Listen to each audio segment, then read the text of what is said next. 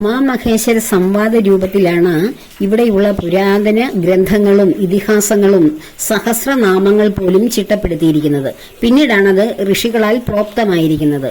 ആദി ഗുരുവായ ആദി ജ്ഞാനമൂർത്തിയായ സാക്ഷാൽ ബ്രഹ്മചൈതന്യമാകുന്ന പരമ്പൊരുളായ ആ ശിവചൈതന്യവും ആ ചൈതന്യത്തിന്റെ മായാ പ്രകൃതിയായ മൂല മായയായ ഈശ്വരിയായ പ്രകൃതീശ്വരിയായ ഉമാദേവിയും തമ്മിലുള്ള സംവാദമാണ്. അതായത് പ്രകൃതിയും പുരുഷനും.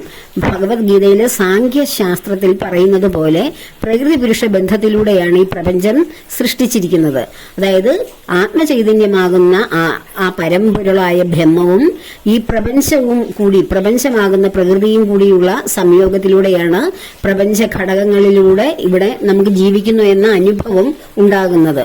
അത് ഇവിടെ ജീവിക്കുന്നവർക്ക് ജീവൻ മുക്തരാകുവാനുള്ള, മോക്ഷം പ്രാപിക്കുവാനുള്ള, സംസാര ജീവിതത്തിന്റെ ദുർഘടസന്ധിയെ മറികടക്കുവാനുള്ള സംശയങ്ങളാണ് ദേവി ബ്രഹ്മചൈതന്യമായ ശ്രീ ഭഗവാനോട് ചോദിക്കുന്നത്.